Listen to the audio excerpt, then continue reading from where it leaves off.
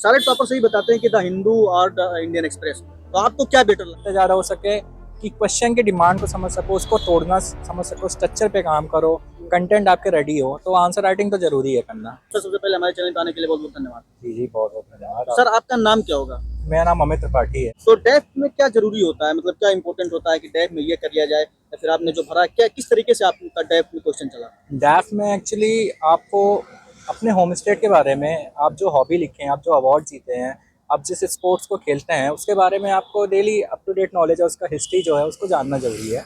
ये def def कैसे बनना चाहिए सर? क्या क्या उसमें डेफ में लगते हैं, आपने किस तरीके से भरा? थोड़ा सा हमारे व्यूअर्स को बताएंगे सर। डैफ पढ़ने के लिए आपको मतलब किसी सीनियर की गाइडेंस ज़रूरी रहती है, क्योंकि उसमें उसी बेसिस पे आपको इंटरव्यू जाता है। तो आप जितना ज़्यादा हो सके उतने लोगों से डैश एनालिसिस कराएं और उतने लोगों से आप कंसल्ट करके तभी डैफ करें। तो आपके जो क्वेश्चन थे ओनली जियो पॉलिटिक्स से कोई ऐसा क्वेश्चन था जैसे अभी इसराइल का और हमास का कंफ्लिक्ट चल रहा है, इस पे कोई ऐसा क्वेश्चन नहीं, नहीं था? मेरा पूरा मैक्सिमम डैफ बेस पे था और पॉलिटी के एक दो क्वेश्चन थे तो आपका बेसिक। मतलब बोर्ड कैसा था, कॉर्डियल था या फिर कैसा था आपका बोर्ड? बोर्ड हमेशा कॉर्डियल रहता है। आप जैसे बिहेव करेंगे उनके साथ, उस हिसाब से वो आपको, लोग कहते हैं ग्रिल होता है, तब मैंने आज तक किसी को नहीं सुना कि वो ग्रिल होते हैं। Okay okay sir. अगर आप उसको आंसर नहीं दे पा रहे, आप कहीं पे आपको लग रहा है कि आप ऑनेस्टी नहीं दिखा रहे अपने ओपिनियन को लेके और अपने व्यू को लेके, तब वो, उनको भी पता है, वो एक्सपीरियंस है, तो वो थोड़ा तो लगेगा ही अभी क्वेश्चन। 2024 का जो प्रीलिम्स आने वाला है, अभी 4 या 5 मंथ, लगभग 5.5 मंथ बचे हैं। तो आपने प्रीलिम्स की किस तरीके से तैयारी की? आपकी बुक क्या रही? आपके सोर्स जैसे एनसीईआरटी आप पढ़े या फिर स्टैंडर्ड बुक लाइक लक्ष्मीकांत या फिर अदर सोर्सेज, आपने किस तरीके से एनसीईआरटी को बेस बना के स्टैंडर्ड को लेके आपने किस तरीके से प्रीलिम्स को किया? मैंने सिर्फ स्टैंडर्ड बुक पढ़ा, एनसीईआरटी, क्योंकि मेरा ग्रेजुएशन आर्ट्स में था तो मैं पहले से कर चुका था। बाकी मैं लोगों से कहूँगा कि वो सी सैट पर ज़्यादा फोकस करें। आने वाले टाइम पे सी सैट और भी टफ होने वाला है। सी सैट को स्ट्रॉन्ग करें। पीटी के लिए बेसिक बुक पढ़े, बहुत है, मोर देन इनफ है। न्यूज़पेपर हमेशा रेगुलरली फॉलो करते रहें बस। तो सीसेट के लिए आपने कोई बुक पढ़ी या फिर किसी कोचिंग मटेरियल, जैसे आप आर्ट्स बैकग्राउंड से, ये बहुत बड़ा चैलेंज होता है आर्ट्स वालों के लिए कि आप सीसेट में, क्योंकि बहुत सारे अभी जो पिछले ईयर IRS लगभग जो इम्प्रूव रैंक इम्प्रूव करने के लिए दे रहे हैं, तो वो भी फेल हुए हैं सीसेट में। तो आपके लिए क्या ऐसा रहा कि आप आर्ट्स के होते हुए भी आपने सीसेट को क्वालिफाई किया? एक्चुअली होता क्या है कि लोग सी सैट को एकदम लास्ट टाइम पे, लास्ट मोमेंट पे पढ़ते हैं। तो मेरा ये मानना है कि आप कम से कम 2-3 महीने दो, जितने टेस्ट पेपर हो उसको सॉल्व करो, और फॉर्मूला वार्मूला, आप क्वेश्चन के पैटर्न को समझो, पीवाईक्यू देख के कि कैसे क्वेश्चन आ रहा है, उस हिसाब से ही आप कर पाओगे। रैंडमली आप ये नहीं कि एग्जाम के एक हफ्ते पहले आप सी सैट उठाए कि आप चलोगे, वो तो नहीं होने वाला है। आर्ट्स वालों के लिए एक बहुत बड़ा चैलेंज होता है मैथ का। तो हाँ। आपने मैथ को किस तरीके से लिया और कंप्रीहेंशन को, जैसे आप कंप्रीहेंशन तो आप कर लेंगे, लेकिन जो आपका मैथ होता है कि आप आर्ट्स बैकग्राउंड से, आपका मैथ, आपने किस तरीके से मैथ को टैकल किया? मैंने मैथ्स के ज़्यादा क्वेश्चन नहीं किए थे। मैंने इंग्लिश और कॉम्प्रिहेंशन को मेन बेस बनाया था स्टार्टिंग से ही, तो उसी पे मेरा फोकस रहा है। तो मेंस आपका कैसा रहा? मेंस आंसर राइटिंग आपने कोई मॉक वीएस रियल, जैसे हाँ। आप इंटर करते हैं एग्जामिनेशन हॉल में और जो आप मॉक देते हैं, क्या दोनों सिमिलर चलते हैं या फिर एक पैटर्न एक जैसा होता है? किस तरीके से आप देखते हैं मेंस को? नहीं, एक्चुअल में तो बहुत सारे डिफरेंस होते हैं कि आप जब एग्जामिनेशन हॉल में रहोगे, क्योंकि आपको पता है जो लोग हैं आपके साथ हैं, सब आप ही के कैलिबर, आपसे ज़्यादा कैलिबर वाले हैं। जी जी। तो आपको क्या करना है कि प्रैक्टिस करते रहो जितने ज़्यादा हो सके, कि क्वेश्चन की डिमांड को समझ सको, उसको तोड़ना समझ सको, स्ट्रक्चर पे काम करो, कंटेंट आपके रेडी हो, तो आंसर राइटिंग तो ज़रूरी है करना। वीडियो में आगे बढ़ने से पहले आपके साथ एक गुड न्यूज शेयर करना चाहूंगा। PW only IAS UPSC prelims 2024 crash course launch किया, जिसमें GS CSAT and current affairs की क्लासेस के साथ साथ प्रैक्टिस के लिए sectional and full length test मिल रहा, जो इंग्लिश मीडियम में होगा, जिसकी फीस 5,000 से स्टार्ट होती है। पर आप अपनी प्रिपरेशन थोड़ा और कठिन तरीके से करना चाहते हैं तो आपके लिए रिग्रस प्रीलिम्स प्रोग्राम है, जिसमें आपको डेली GS CSAT के क्वेश्चंस मिलेंगे, फिर GS पेपर के डिस्कशन के साथ current affairs, budget, economic survey का भी टेस्ट होगा। साथ ही आप अपनी डेली ऑल इंडिया रैंक देख अपनी प्रिपरेशन का अंदाजा भी लगा सकते हैं, जिसकी फीस मात्र 4,000 से स्टार्ट होती है। पर आप यूपीएससी 2025 को टारगेट कर रहे हैं तो आपके लिए फाउंडेशन कोर्स मात्र 10,999 में एक्सेस हो रहा है,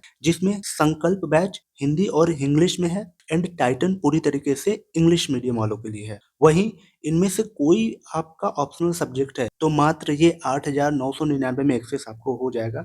पर मैं आपको रिकमेंड करूंगा इनका जो कोम्बो बैच है, जिसमें GS फाउंडेशन के साथ आपका ऑप्शनल भी कंप्लीट होगा, मात्र 17,999 1999 में। जितने भी मैं बैच बता रहा हूँ इनके सारे बैच पे अगर आप एक्स्ट्रा डिस्काउंट देखना चाहते हैं तो कूपन कोड स्टूडेंसी यूज करिएगा। इन सबसे अलग अगर आप एक कॉलेज स्टूडेंट हैं तो यह प्रारंभ बैच 3 ईयर का प्रोग्राम है जिसमें आपको यूपीएससी के कंप्लीट सिलेबस के साथ साथ आपको इंडस्ट्री ओरिएंटेड सॉफ्ट स्किल भी सिखाई जा रही है। साथ ही यूपीएससी की अगर आपको फ्री मेंटरशिप लेनी है तो इनके offline centre Mukherjee Nagar, Karol Bagh, Lucknow and Patna में आप जाके फ्री मेंटरशिप ले सकते हैं। और अधिक जानकारी के लिए डिस्क्रिप्शन में मैंने लिंक दिया है, वहाँ विजिट करके आप इनके सारे बैच को देख सकते हैं, वहाँ से परचेज कर सकते हैं। चलिए वीडियो में अपने आगे बढ़ते हैं। Thank you. तो आपका ऑप्शनल क्या था सर, और आपने ऑप्शनल को किस तरीके से टैकल किया, पेपर 1 पेपर 2, क्योंकि जो आपका रैंक डिसाइड करता है वो करीब ऑप्शनल और इंटरव्यू और मेंस आंसर राइटिंग, तो आपका ऑप्शनल कैसा था? ऑप्शनल मेरा पब्लिक एडमिनिस्ट्रेशन है। मैंने ऑप्शनल की बेसिक बुकें पढ़ी और बाकी मैंने कोचिंग के मटेरियल को भी रेफ़र किया। करंट अफेयर के लिए मैं पेपर से जो सिलेबस के टॉपिक के अकॉर्डिंग है उसको मैं अलग से बनाता था, उसी को मैं पढ़ के गया। जितना ज़्यादा हो सकता है उतना मैं वैल्यू एडिशन किया। पेपर 2 को जो मेनली थोड़ा एप्लीकेशन बेस होता है। जैसे बहुत से सर टॉपर्स बताते हैं कि जब आप मेंस आंसर राइटिंग करते हैं तो उसमें वर्ड आता है क्रिटिकली एनालाइज या फिर कमेंट या फिर एनालाइज, तो आपने किस तरीके से इसको तोड़ के आपको समझा कि यहाँ पे क्या करना है, कैसे आपने किया? वो तो प्रैक्टिस के साथ हो जाता है कि हाँ, कीवर्ड्स का बहुत बड़ा रोल होता है। जैसे जैसे आप कीवर्ड को समझेंगे कि कब क्रिटिकली एनालाइज यूज़ हो रहा है, कब एक्सप्लेन लिखा है या कब एलिसिडेट हुआ है, वो सबका अपना अपना महत्व है। PYQ आप जब क्या आपके जीवन में कितना इंपॉर्टेंट रहा? आपने PYQ किया या फिर डायरेक्ट आप जो है मतलब तैयारी करना स्टार्ट कर दिया, या फिर सिलेबस को समझा? किस तरीके से आपने PYQ किया, या फिर आप मॉक डायरेक्ट दे के चले गए? नहीं, मेरे लिए तो PYQ ही बेस रहा है। मैं PYQ पे ही पूरा निर्धारित था, PYQ पे ही करके मैं आगे आया हूँ। मैं कोचिंग के टेस्ट सीरीज से ज़्यादा PYQ पे ज़्यादा फोकस करूँगा कि PYQ को आप ज़्यादा फोकस करें। तो आपने कितनी बार लगभग PYQ पढ़ा? आपने कहा कि सर जो मॉक से अच्छा है कि आप ज़्यादा से ज़्यादा PYQ दीजिए, तो आपने कितनी बार आपको PYQ को आपने पढ़ा होगा? मेंस के लिए आप टॉपिक वाइज जितने टॉपिक हो सकते हैं आप उतने आप कवर करिए। पीटी के लिए तो आपको PYQ बार-बार देखना पड़ेगा, क्योंकि आप तब एग्जामिनर की मेंटालिटी समझ सकते हैं कि कैसे वो क्वेश्चन आ रहे हैं, कहाँ से फ्रेम कर रहा है, कहाँ पे आपको एलिमिनेट करना है। ये सब आपको बार-बार PYQ देखने से ही होगा। तो अटेम्प्ट ये आपका कौन सा था? ये मेरा 4th अटेम्प्ट था और पहला इंटरव्यू था। तो ये जो आपकी कमियां रही 3 अटेम्प्ट तक, हाँ। तो वो उन कमियों को आप दूर करके आप यहाँ तक आए हैं, तो क्या मैसेज होगा कि ये कमियां ना करे या फिर इस तरीके से करे? जो हमारी कमियां रही हैं तो उस गैप को आप भर के आप यहाँ इंटरव्यू तक आए हैं, तो आपकी कमियां क्या रही हैं? मेरी कमियां मेनली थी यही सीसैट वाला, जिसपे मैंने बहुत ज़्यादा काम किया।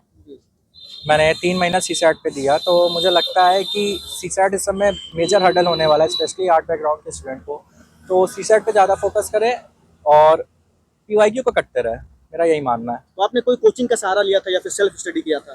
नहीं, मॉक के लिए तो मैंने लिया था, मेंस के टेस्ट सीरीज मैंने ज्वाइन की थी, लेकिन ऐसे जनरल स्टडी का कोर्स मैं कहीं नहीं किया था, मैं सेल्फ ही किया हूँ। और ऑप्शनल के लिए आपने, जैसे आपने बताया पब्लिक एडमिनिस्ट्रेशन है, तो आप करंट या फिर आपका न्यूज़पेपर पढ़ने का तरीका कैसा था? आपने न्यूज़पेपर द हिंदू पढ़ा या इंडियन एक्सप्रेस पढ़ा, या फिर कैसा आपका तरीका क्या था न्यूज़पेपर पढ़ने का? न्यूज़पेपर का टॉपिक वाइज मतलब जो भी हिंदू और इंडियन एक्सप्रेस में मैं देखता था, जो टॉपिक वाइज मिल रहा था मैं उसका कहीं नोट डाउन कर लेता था, और कुछ इसमें यूनिक स्ट्रैटेजी नहीं लगाया। पर यहाँ ये था कि पेपर एग्ज़ाम टाइम आते आते मेरे पास अच्छे खासे मटेरियल उपलब्ध हो गए थे, बन गए थे कि मैं उसको यूज़ कर सकूँ एग्ज़ाम में। सारे टॉपर से ही बताते हैं कि द हिंदू और द इंडियन एक्सप्रेस, तो आपको क्या बेटर लगा? आपको पब्लिक एडमिनिस्ट्रेशन, आपको इंटरनेशनल रिलेशन पढ़ने हैं, आपको करंट अफेयर पढ़ने हैं, तो दोनों में आपको बेटर क्या लगा? यार, किसी की हार्ड लैंग्वेज होती है, जैसे मान लो कोई हिंदी मीडियम से है, तो उसके लिए क्या आप इंग्लिश मीडियम से है, तो उसके लिए आप क्या कहना चाहेंगे कि आप द हिंदू पढ़िए या फिर आप अपना कोई राष्ट्रीय न्यूज़ पढ़िए? कैसा आप क्या बताना चाहेंगे? मेरा ये मानना है कि आपको ओपिनियन जनरेट करना है। ओपिनियन जनरेट आप तभी कर सकते हैं जब आप दोनों साइड के किसी भी पहलू को देखें। तो मैं तो यही सजेस्ट करूँगा, जो इंपॉर्टेंट मुद्दे हों उसके लिए आप दोनों पेपर या जितने ज़्यादा हो सके, राज्यसभा टीवी हो गया, ऑल इंडिया रेडियो हो गया, आप उसको सुनते रहें, ओपिनियन अपना बनाएं। ओपिनियन को आप ना कहीं केवल मेंस में काम आएगा, इंटरव्यू में ओपिनियन का बहुत बड़ा रोल है। आपके ओपिनियन के बेसिस पे वो आपको सेलेक्ट करने वाले हैं। जैसे सर आप बता रहे थे कि मैं पिछले 3 अटेम्प्ट में सीसेट में फेल हो रहा था, हाँ। तो अब जो हिंदी मीडियम के स्टूडेंट है वो भी काफ़ी सीसेट में फेल होते हैं, तो आपको उनका क्या मैसेज रहेगा कि मेरी तरीके से आप करिए, फिर आप इस तरीके से आप 2024 में पास कर पाएंगे? PYQ। अच्छा, आपका मेन सोर्स यानी PYQ। ओके सर, और सर लास्ट मैसेज क्या होगा ये आपका जो 2024 में प्रीलिम्स दे रहे हैं या फिर जो भी बिगनर्स हैं यूपीएससी के, आपका लास्ट मैसेज क्या होगा उनके लिए? लास्ट मैसेज यही है कि करंट को अच्छे से करते रहें, जो मुद्दे हैं उसको देखते रहें। PYQ से आप थीम को पहचानें कि क्या थीम है, कहाँ से क्वेश्चन आता है, हिस्ट्री से किस एंगल से क्वेश्चन आता है, पॉलिटी से क्या आता है, कुछ क्वेश्चन तो रिपीट ही हो जाते हैं, उसको आप ध्यान देते हुए आप उसको तैयारी करें। Thank you so much sir, best wishes for your interview.